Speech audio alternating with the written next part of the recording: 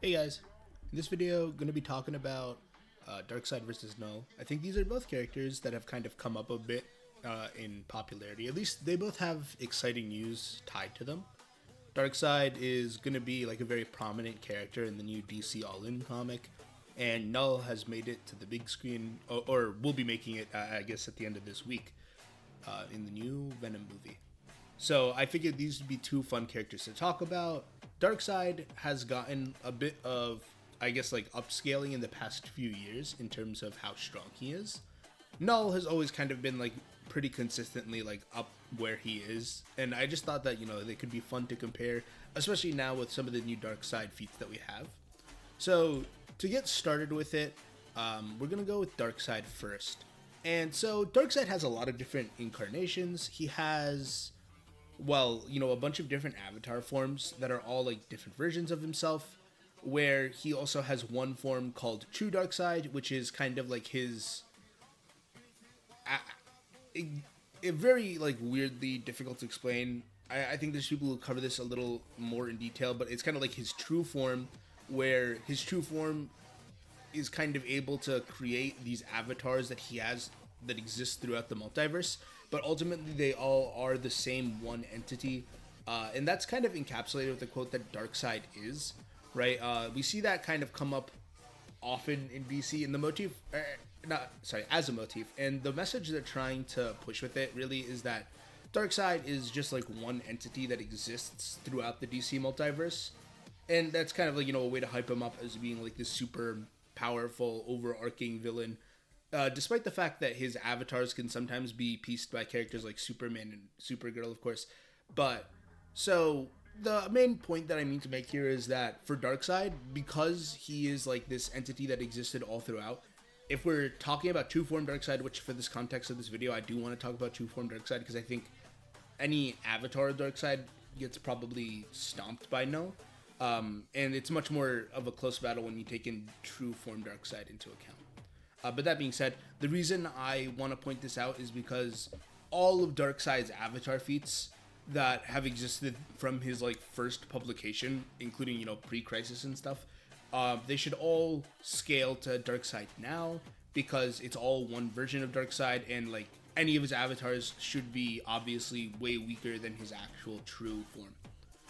So for some like baseline scaling for his avatars, obviously we have some pretty impressive feats for them. They're able to fight against characters like Superman, Supergirl, both contend with them in terms of speed and in strength. Usually going to be outclassing them in both. But for the high end feats that we have for Darkseid, we have at the end of Infinite Frontier, again like a much more recent event, we have maybe the best feat for Darkseid, which is that he was able to pretty much one shot and completely destroy the Quintessence. So the Quintessence, they consist of some very powerful characters in DC. The most notable are probably going to be Spectre, Phantom Stranger, and I feel like there's probably one more that's probably on their tier. Yeah, okay. I would just say Spectre and Phantom Stranger at the top. Ganthet and Hera are probably like on the lower level. Maybe Highfather is actually up there with Spectre, but I think that's like a little more debatable. Really, I'm going to be mostly scaling this off of Spectre because I do think Spectre is probably the one here with the most showings.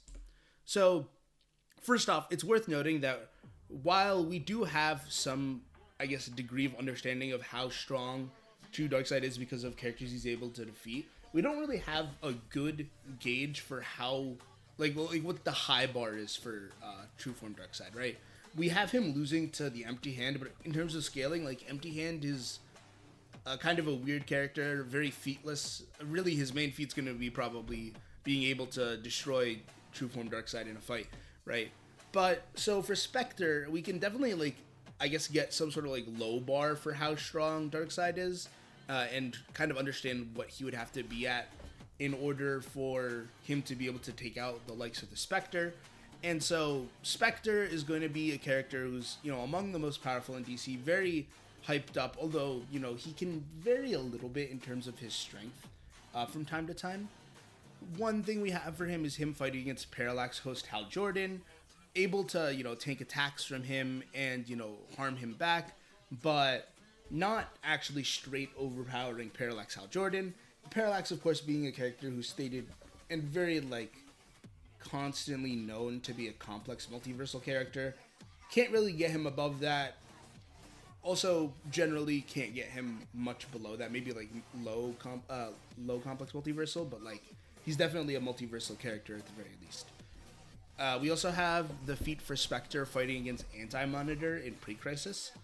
Now, at the end of this, Spectre was technically overpowered by Anti-Monitor and knocked out. He also needed support from those heroes to actually win this, but still a very impressive feat considering the Anti-Monitor in Crisis on Infinite Earths was a threat to the whole then infinite DC multiverse.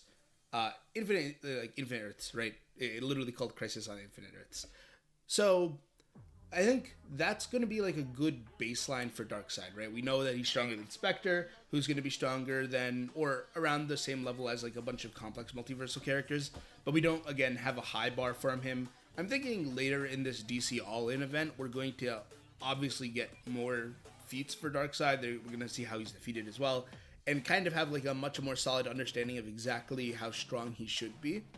But for now, I think this is going to be a good baseline and enough for us to really explore the battle. So getting into Knull scaling now.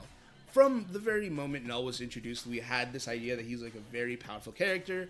He's introduced as like a elder god, the god and creator of the symbiotes, who, includes like the likes of Venom, Carnage, and the like, who are obviously not super powerful characters in their base forms, right? They're like maybe high end of street level. But he is going to be way, way, way above that as a baseline, of course. Even in his maybe weakest feat that people point out, he's able to very casually and very easily like one-shot and kill the Sentry. It's worth noting that killing Sentry is a pretty hard feat, right? If Sentry, with the exception of the times where Sentry has wanted to die, Sentry is a ridiculously hard to kill character. Even when he was fighting against... I'm blanking on the name. It's the sorceress Morgan Le Fay. Yes.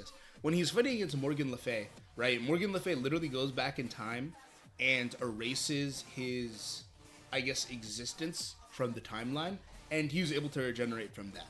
Like his healing factor is so ridiculous that he was able to just, I guess, out regenerate time erasure, which is crazy. But Knull was able to kill him pretty easily. Of course, not permanently, because no character ever dies in comic books permanently, except for, like, Gwen Stacy. But that's neither here nor there. For some of the higher-end feats that we have for Knull, we have him fighting against, or not fighting against, but rather being a threat to characters like the Eternity. And so, Eternity is very commonly misinterpreted to be a universal-level character, because people say, like, oh, he's the embodiment of the universe, therefore, he should just be the embodiment of Earth 616 in the Marvel Universe. But that's not true. We know from the more recent Fantastic Four run that Eternity is actually an entity that exists throughout all of the multiverses, and he is a representation and embodiment of all of reality in Marvel. So that includes the whole multiverse. It includes the cosmos and everything in them. He is just everything, and thus, he scales to literally just being the whole of the Marvel macrocosm. And again, Knull was stated repeatedly to be a threat to him. And from the way he speaks, it seems like, in a very literal sense, like he would cease to be if Knull had his way. As for other scaling, and to show that it's like kind of consistent for Knull, right? We have Knull able to one-shot a Celestial. Now, it's worth noting that the Celestials do have a bit of variability to them, right? But the Celestials were the creators of the Beyonders, who are like easily outer-versal beings, and they also not the Beyonders. Well, they created the Beyonders, but the Celestials were the creators of the whole Marvel multiverse, right? So that should also put them pretty comfortably in like an outer-versal, maybe low outer-versal, at the very least, range of power. And because they were able to create the Beyonders, of course, also being outer-versal level characters, we should be able to scale Knull to being outer-versal through this, though it does depend exactly on how you interpret this. I think the Celestials in more recent times have been shown to be a little more, weak, a lot more susceptible to being one-shot by mortal characters. No, not to say Knull's immortal, right? But like, you know, we have a lot of anti-feats against Celestials in more recent times, but still generally a pretty impressive feat. And if we also take it in conjunction with the Eternity scaling, we should be able to get Knull to like some sort of out-of-versal level. So with that out of the way, I think that's actually going to be enough information to really analyze who I think would win. I think that normally when it comes to the format for a versus battle, you may see other stats like powers and abilities, speed, etc. But when it comes to, I think, these high end characters, it really just comes down to who has more raw power, right? In terms of speed, they kind of both are these, well, frankly, like these god characters that should theoretically kind of just exist everywhere at once, and thus like speed is kind of irrelevant for them. And then in terms of powers, you know, I guess they both have some pretty interesting stuff. Like we have the Omega Beams from Darkseid. We have, I guess Knull has like his Necromancy and his sword. But like in terms of scaling, neither of them should really be able to. The only one who's able to hurt the other one is going to be the one that scales above them, if that makes sense. So I think that just going over their feats and how strong they are should be enough to reach a conclusion for this. And I think that's a fairly reasonable way to view this. And with that out of the way, the winner I would pick for this is going to be Knull. Now, again, Darkseid is very impressive. The only problem is we don't really have a good indication as to exactly how strong he is. If we go off of his, like, you know, his feats aren't quite as impressive as Knull's, right? Killing the Spectre is, on paper, really impressive, but the Spectre, you know, gets kind of fodderized all the time in DC Comics, and so much so that it might be more consistent to put him at a complex multiversal in terms of power, as opposed to anything outerversal. And I think that's a very reasonable line of scaling for Spectre. Of course, that's talking about like a base Spectre, not like a Spectre Unbound. Spectre Unbound's a little different, but that's not the form of Spectre that Darkseid was able to kill. And, you know, actually just one shot with his, I guess, dark version of the Omega Beam. So that being said, there is more scaling that we can have for Knull. I think that puts him at a consistently higher level. That being, again, Multi-Eternity and the Celestial that he killed. But, so this is where I think you can make an argument for Darkseid being stronger. So if we, through like that line of scaling, say that True Form Darkseid should be stronger than Spectre, who should be on par with Crisis on Infinite Earth's Anti-Monitor, the strongest form of the character, of course, then, you know, maybe we can make an argument that that version of Anti-Monitor should be stronger than any given Celestial, because that version of Anti-Monitor was threatening to destroy the whole of the Infinite DC multiverse, whereas the Celestials are like 1 billion strong, so a bunch of them came together to make the Marvel multiverse, right? As opposed to just one being the one that can scale to that feat. But it's an icky territory. It's really hard to get like a very definitive gauge on this, right?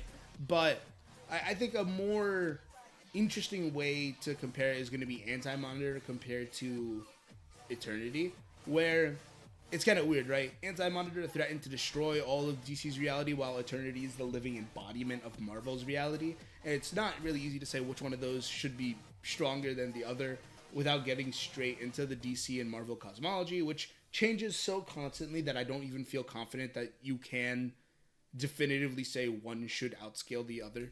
So, you know, just in terms of the general narrative, I feel like I would say Knull is stronger, but I do think there's a genuine argument to be made that Darkseid could stand up to him pretty reasonably in a fight and may even be able to win. But I'm curious what you guys think. I think that my logic here is fairly sound, but, you know, there's always going to be somebody in the comment who is more knowledgeable than me on like the terms of scaling. So if you guys have any thoughts, I'd be very happy to hear them below.